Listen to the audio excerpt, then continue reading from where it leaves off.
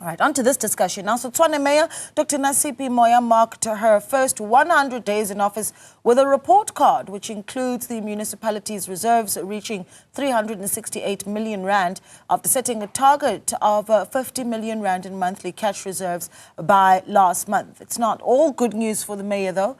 Some residents in parts of Hammanskraal are still complaining about the water crisis, besides Moya reporting that water treatment facilities had improved. The mayor joins us for reflection on her first 100 days. Dr. Moya, a good evening to you. Thank you so much for joining us. I'm keen to hear from you in your own words how you characterize your first 100 days as the Tshwane mayor. Good evening, Naledi, and good evening to the viewers at home. And thank you for having me and giving me this opportunity. The 100 days have been a mixed bag of hard work. I think as the coalition, we understand that when this coalition was announced, not a lot of people believed that we could deliver. Party, it was very important to prove to the residents that whatever we promised that we're going to do, we can deliver it. It's been obviously a lot of team building exercise that has been happening. We are people that are from different political parties, and we needed to build a team that believes in, that has a shared vision in terms of what we would like to do for the residents of Tshwane. It's been a lot of, we did a lot of things. It's been fun, it's been disappointing. But I think in the main, we got to, to anchor ourselves in the past 3 months around the institution that we want for ourselves as well as those that will come afterwards. And so whatever we have done, we then said we are laying the foundation for the work that is yet to come. That one is going to restore this institution to what it used to be. When residents of the city say we miss the city of Tshwane that it used to be, we want to restore the city and make it better. But while we do that, we need to deal with the elements that have collapsed the city. We can't move without dealing with those.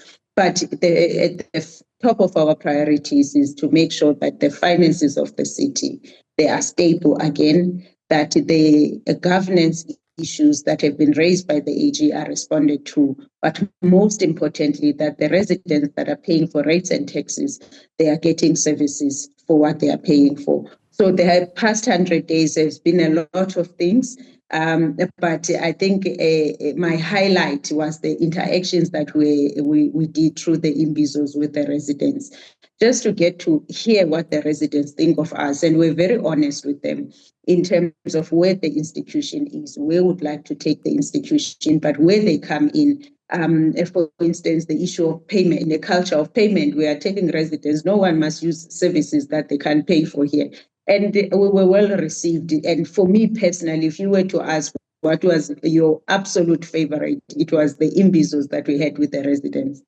Okay, and we're going to get into residents and some of the concerns that have been raised by them, but I'm keen to hear about this 368 million rand in reserves. So talk to me about what the balance sheet is looking like and what you've been able to do there. I see that you've been able to, according to the report, you've been able to also reduce historic Eskom debt. Yes, so first of all, remember the budget that we're working with has a deficit. We are slowly reducing that deficit. We didn't report on it, but it's one of the things that we need to do if we are to achieve the funded budget that we want to take to the residents during our consultation on the draft budget for the 2025-26 financial year, starting there. Secondly, the debtors book is ballooning because of the interest that we are charging on those who are not paying the city. We've promised the residents that we'll classify and understand the debtors book. That we have been able to do. Now we understand exactly which one is recoverable, which one is irrecoverable. The cash reserves, it's important that we build the cash reserves, not only for emergencies, but we need to have money in the bank so that we can start have predictability in our budgeting for frontline services. So we thought by end of January we have 150 million rand in the reserves. We shocked ourselves when by that time we ended up with 368 million rand. On the side of creditors, the biggest creditor we had was Eskom. With Eskom, we were able to reduce it by 660 million rand. And I mean, obviously, that came as an order after our negotiation with Eskom to say, let's not go to court to fight, but let's go to look for an order that will certify our settlement, our payment settlement. And so we've been able to reduce it by 660 million rand. That was at end of January. So at least the amount of that we owe in terms of our creditors is reducing. And I think what is also important is that we are able now to take the money, the extra money that we have, and we start paying other creditors. The city has had obviously not meeting the 30-day deadline of paying its service providers. So we've now starting, we're not there yet. We're not even at 120 days for some of the service providers. But we are starting now to clear the backlog of paying the service providers that we have not been paying, because we would say it's an issue of the cash flow. But what is next now is that we are preparing for an adjustment budget that is realistic, that is not lying to the residents, that we budget for things we can't pay for, we continue with that deficit. And that's the kind of an adjustment budget that we are taking to council at the end of the month. And then we're going to work on that funded budget. But what was also encouraging in terms of our financial situation is the liquidity ratio. Between October and January, it has improved from 0.57 to 0.81. With the funded budget, we're very confident that we're going to get the 1 point that we are looking for on the liquidity ratio. So it's looking up, but I must admit, we thought we will be able to raise 4 billion rand per month. We were not able to do that. Yes, we understand that, November and December are difficult months, and January, but we're still ambitious and we want to keep that ambition going. Yeah. As a result, we were able to collect an average of 3.3 billion per month. And with that amount, we've been able to surpass the forecast, the target that is in the budget. But that is one of those. But also in terms of what we have done, which is also laying a foundation, is the issue of the billing. We have promised the residents when we were going to Imbizos that we're going to start billing them based on actual readings and not estimates. And we're able to achieve 90% of that. We set our targets for 95%, but we're only able to achieve 90%. Okay. So those are some of the efforts, including the disconnections of illegal connections, and also for us to see the reduction on the electricity losses. Okay. From 22.78% to 20%. So those are some of the efforts in that, and we're going to under financial stability. Yeah, well, we're going to look at more of the sort of efforts and the work that's been done in the past 100 days, and we'll get into spaza shops. But I think that it would be amiss of me to have you on here and not get into the issue of water quality in Hammanskraal. It really is the flashing red light that is right in front of you as the mayor. As briefly as you can, your understanding and how you characterize the water situation in Hammanskraal, how you characterize, as briefly as possible, describe the water quality currently in Hammanskraal. So the quality of water in Hammanskraal, remember, we've got 4 modules that needs to be delivered. The first one was delivered in January. Then there's 3 modules that will be delivered between now and June 2025. And so the residents that were given the clean water in January, they are fine. And I know that there've been a couple of maintenance issues in the couple of days that Machalis has communicated.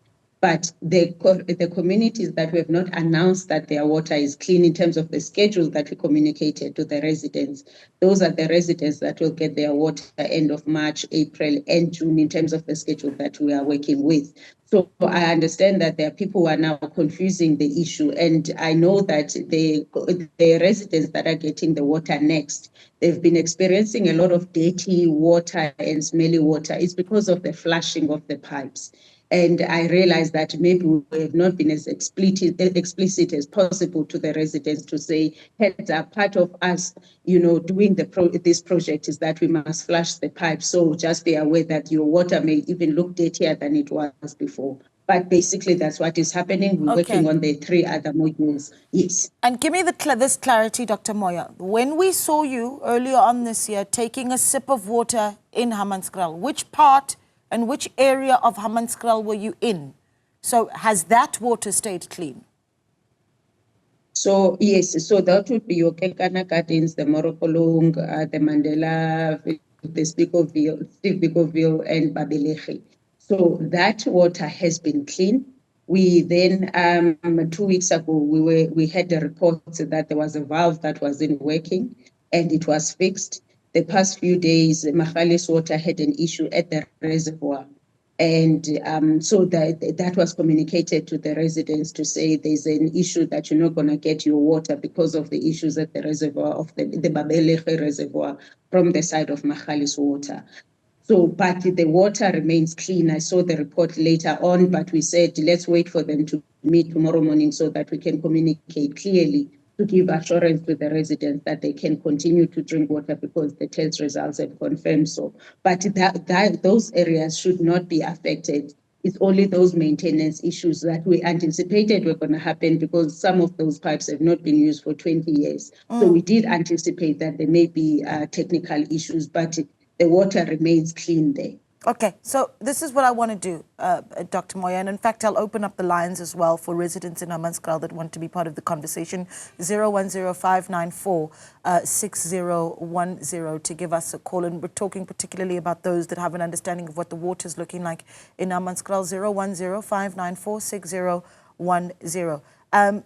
Dr. Moya, our reporter spent some time in Hammanskraal quite recently. In fact, 3 days ago. And she was able to speak to a few community members. I want you to hear what some of them had to say. Jeffrey Nyathikazi was a community leader speaking on the water crisis. Let's listen to what he had to say.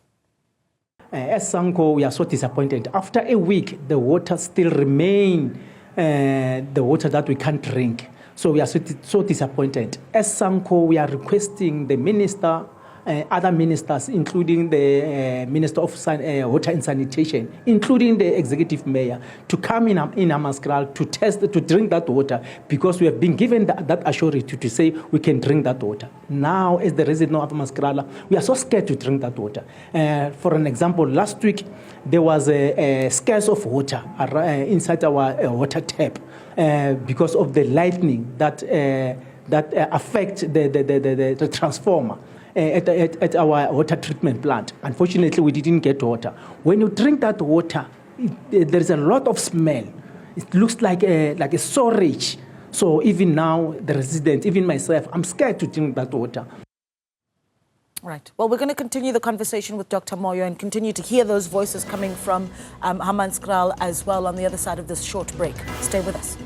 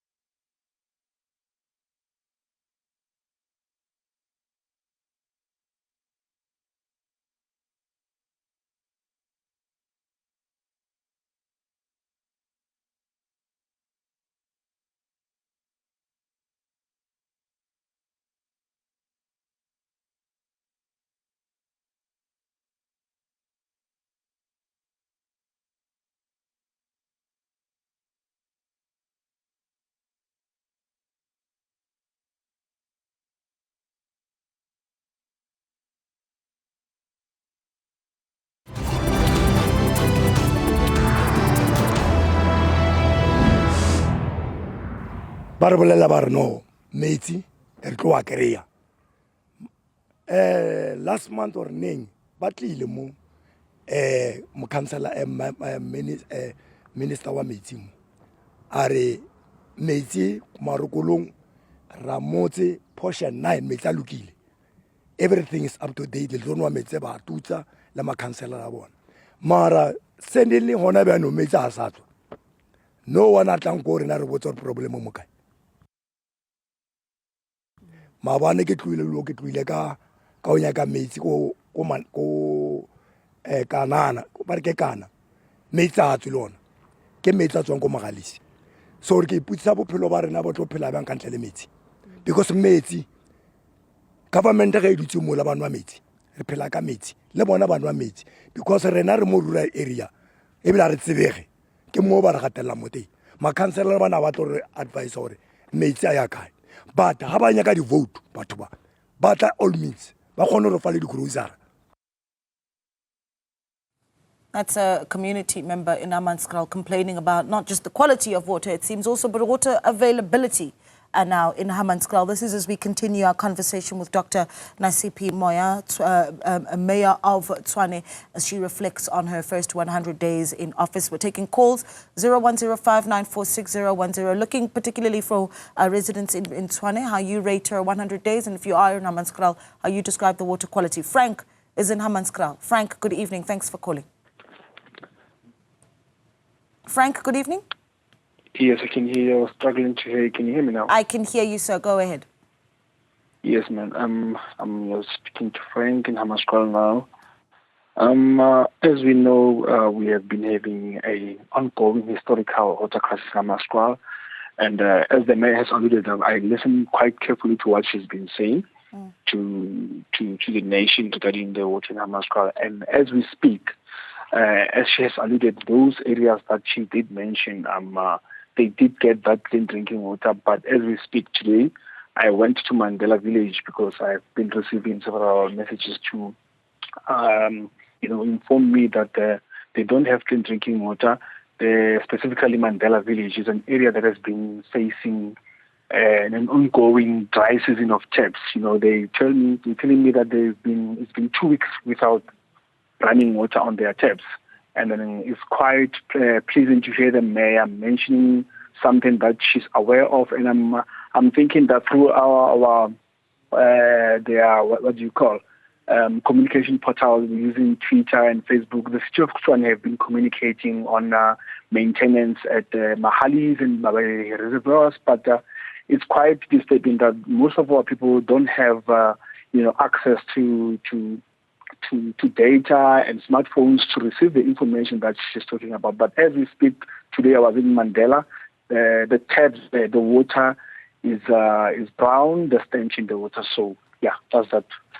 Yeah. So and this is really the question then is quickly, Frank, before I let you go, is this the same area where the mayor essentially is saying that there was clean drinking water, that there should be? Yes, you're quite right. The same area that she's mentioned that there's supposed to be clean drinking water, I can definitely confirm with you because I received a couple of calls as I've alluded earlier on. I made means for me to go there and witness with my eyes because I cannot use hearsay here and there. So I can definitely confirm that in those areas, Mandela, Marokolo, and Ramote, there is no clean drinking water as we speak. I'll give you an opportunity to respond here. Then we had a little clip that we played earlier of a resident who said in Marokolong they're struggling with water availability. Frank saying there is no clean drinking water. Where you were taking a sip from a glass that everyone could see. So what do you say to that? Yes, as I said, Naledi, earlier, that a few days ago we got a report that there was a valve that was vandalized. And while we're dealing with that, there was an issue with the Babelege reservoir. That's what I'm saying. Tomorrow morning, we'll be able then to guide the residents because the teams were just doing the final testing. Their plant was down at Mahalis Water. And I know that, and I think that actually I saw their statement when they were communicating as such. But what I'm getting from the residents is that obviously, even though the implementing agent is Magalies Water, we may have over-relied on them to do the communication. That as the city, we have not been at the center of communicating these latest developments, which include the vandalization of the valve and the plant that was down, which obviously affected the reservoir. So I'm saying tomorrow morning, I'm back in that issue where I will clarify and make sure that even the councillors have the information, because what we are waiting for is the test results that the water is drinkable again, because I know they had to flush the system again. So there's a lot of work that has been happening the past week. We are aware that the water had issues because of those two. So we need to get at the center of it in terms of communication. Yeah. What does this do to the deadlines that you've set for yourself on getting the community? So I'm talking now about not just particular areas in Hammanskraal, but Hammanskraal, clean drinking water. The targets, the deadlines that you've set for yourself, and certainly what you communicate to the community. So even when I was talking to the Deputy Minister, we have not been informed of drastic movements in terms of the deadlines. Magalies still had said by June 2025, we should be done with the package plant and people should be getting clean and drinkable water. So obviously it's not our deadlines, they are set by Magalies Water. We communicate the deadlines and we support them to make sure that those deadlines are realized. So for as long as Magalies Water says to us, June 2025, those are still the deadlines, the March, April and June. That's what we then socialize with the communities, but also from the side of the city of Tshwane, because the reticulation is on our side. There's work that we need to do in that part. So from what they've said, they should not be affected. But these issues, Naledi, much as obviously we would want this project to be as smooth as possible, the Module 1 showed us that we underestimated the fact that this infrastructure was in use for 20 years. Yeah. And now it's showing us flames. I was just worried about the issue of the valve, whether that was sabotage or it was just, someone who was looking for something to sell when it was vandalized. But the infrastructure is old and now it's starting to show us flames. But we're going to take the residents into confidence and we'll do what we need to do so that that community don't go back to a situation where they don't have clean and drinkable water. Right, and if you'll allow me, for the sake of, and this is for my own benefit so that I'm able to have a clear, sort of cut bite from you, is that at the moment, as we speak to you right now, you as the mayor would not go into Tshwane and pour water and drink from a tap in Hammanskraal.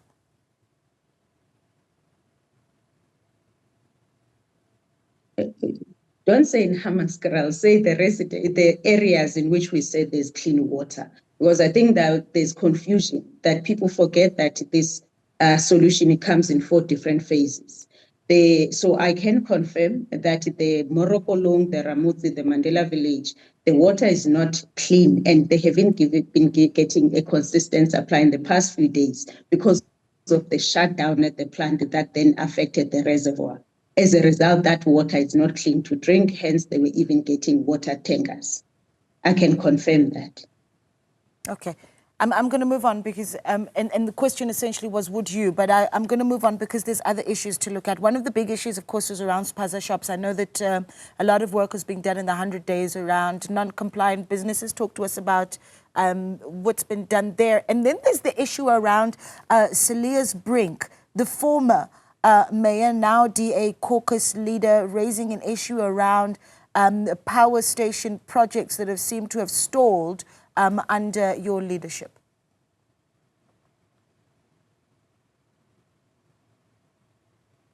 No, he's misleading the nation when he says that those projects stalled under my leadership.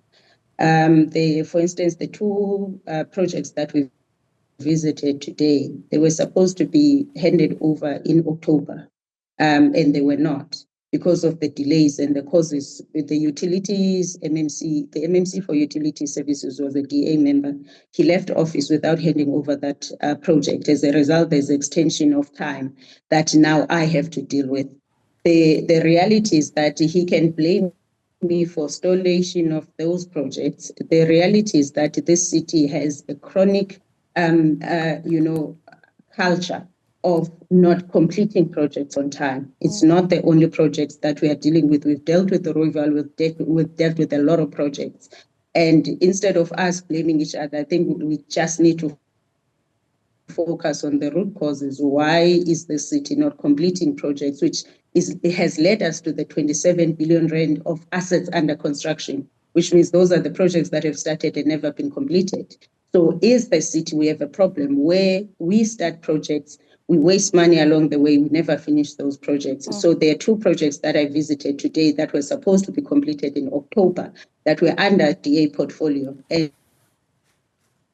And now when I try to trace, now there is progress, and there are systems that we put in place, obviously, to make sure that we pay suppliers on time.